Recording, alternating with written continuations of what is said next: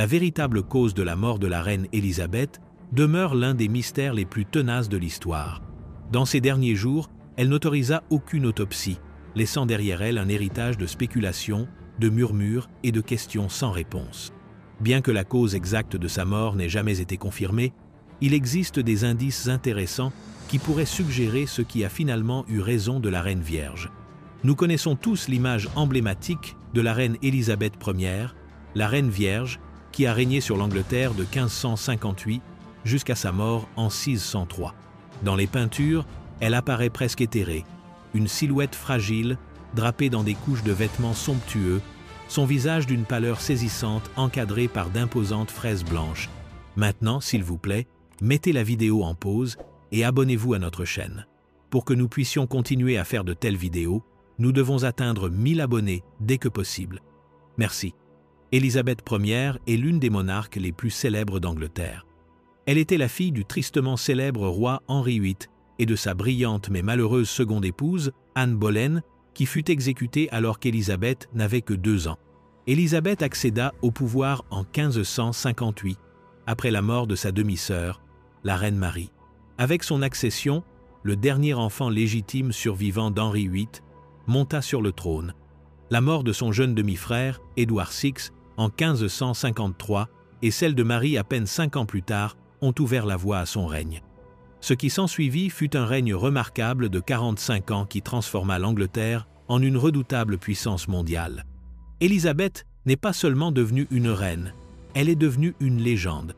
Mais les dernières années de sa vie furent marquées par le chagrin, alors que la vieillesse s'installait, que sa santé se détériorait, que ses amis fidèles mouraient, que la beauté qui avait autrefois captivé les courtisans commençait à s'estomper, et avec tout cela, des vagues de tristesse que nous pourrions aujourd'hui appeler une dépression.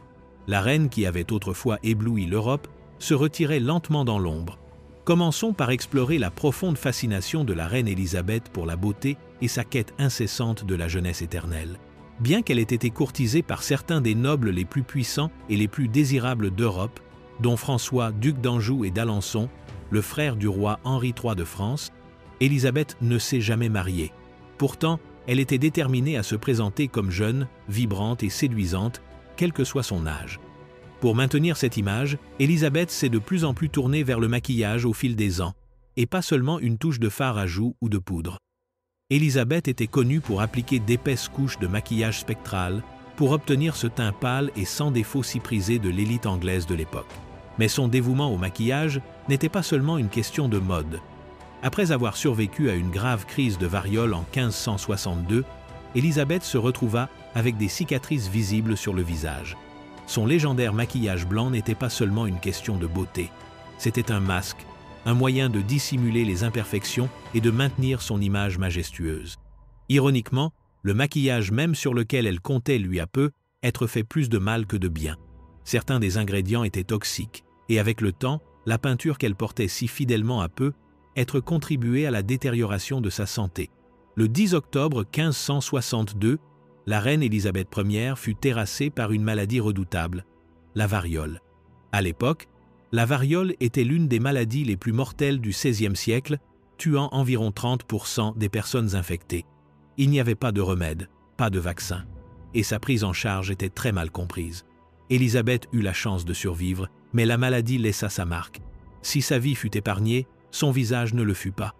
La peau autrefois lisse de la reine était désormais marquée par des cicatrices visibles, parsemant son teint comme un rappel permanent de son expérience de mort imminente. En tant que monarque, l'apparence n'était pas seulement une question de vanité, c'était une question de pouvoir. On attendait de la royauté qu'elle incarne la perfection, et le visage marqué d'Élisabeth la rendait vulnérable au jugement, aux rumeurs et aux critiques de tous les coins de la cour. Désespérée de dissimuler les imperfections et de maintenir l'image d'une reine sans défaut et sans âge, Élisabeth se tourna vers un cosmétique populaire à l'époque, la céruse de Venise. Mais cela avait un prix très élevé. La science moderne nous dit ce qu'Élisabeth n'a jamais su. Le plomb est un métal extrêmement toxique. Une utilisation prolongée peut causer des lésions cutanées, la perte de cheveux, une faiblesse musculaire, l'anémie et même la mort par empoisonnement au plomb. Jour après jour, en appliquant son masque pâle caractéristique, Élisabeth s'empoisonnait peu, être lentement. La substance même qui l'aidait à dissimuler ses cicatrices a peut-être aussi accéléré son déclin. Ce qui est vraiment effrayant, c'est que l'empoisonnement au plomb ne présente pas toujours des symptômes immédiats. Les dommages peuvent être silencieux, s'accumulant lentement au fil du temps. Les symptômes n'apparaissent souvent qu'une fois que les niveaux de plomb dans le sang ont atteint un point critique. Ainsi, alors que la reine Élisabeth pouvait paraître sereine et en contrôle, le poison agissait peut-être déjà sous la surface. Elle était réputée pour être méticuleuse quant à son apparence, passant des heures à se préparer chaque jour. Mais à mesure que sa peau commençait à se détériorer après des années de cosmétiques lourds, elle en appliquait simplement de plus en plus. À la fin de sa vie, on dit que son maquillage blanc caractéristique atteignait une épaisseur de près d'1 pouce.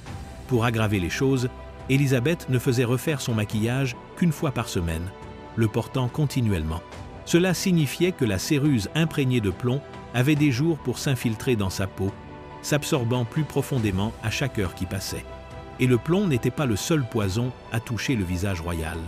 Lorsqu'elle enlevait enfin son maquillage, on pense qu'elle utilisait un mélange de coquilles d'œufs écrasées, d'alun et peut-être le plus alarmant, de mercure. Aujourd'hui, nous savons que le mercure est incroyablement toxique.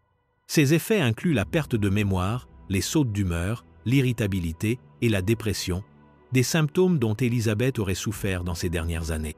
Certains historiens pensent que le mercure n'a pas seulement affecté son esprit, mais qu'il a aussi physiquement rongé sa chair. Dans sa quête de la jeunesse éternelle, la reine a peut-être, sans le savoir, signé un arrêt de mort lent et atroce, couche après couche, semaine après semaine. L'obsession d'Élisabeth pour la beauté ne s'arrêtait pas à la peau blanche. Elle désirait aussi des lèvres audacieuses, rouge sang. Pour y parvenir, elle se tourna vers un rouge à lèvres à base de cinabre, un minéral dangereusement toxique qui contient du mercure. À l'époque des Tudors et des Élisabétains, beaucoup croyaient que le rouge à lèvres n'était pas seulement un cosmétique, mais un acte de magie. Certains pensaient même qu'il pouvait repousser la mort. Ainsi, chaque fois qu'Élisabeth se sentait mal ou voulait simplement renforcer son image, elle en appliquait de plus en plus. Au moment de sa mort, on dit que ses lèvres étaient recouvertes d'une épaisseur stupéfiante d'1 demi-pouce de pigment cramoisi. Mais ces rituels de beauté étaient loin d'être sûrs. Au fil des ans, ces traitements ont provoqué des rides précoces, un vieillissement accéléré et une détérioration dévastatrice de sa santé globale. Mais ce n'est pas seulement son corps qui s'effondrait, c'était aussi son esprit. Dans ces dernières années, Élisabeth fut tourmentée par le chagrin. La mort de ses plus proches compagnons, y compris sa fidèle dame d'honneur, Catherine Howard, et son favori autrefois bien-aimé, Robert Devereux, comte d'Essex, l'affecta profondément. Après l'exécution d'Essex qu'elle avait elle-même ordonnée, le poids de la culpabilité était insupportable. En mars, sa santé s'était effondrée. Elle tomba dans une mélancolie profonde et inébranlable, restant assise en silence, immobile sur des coussins pendant des heures. Selon des témoins oculaires, elle pleurait souvent et exprimait de profonds regrets pour la mort de Marie, reine d'Écosse. Selon Sir Robert Carey, Élisabeth a insisté sur le fait qu'elle n'avait jamais donné son véritable consentement à l'exécution et a versé de nombreuses larmes dans ses derniers jours. Elle refusait de se reposer, convaincue que s'allonger signifierait la mort.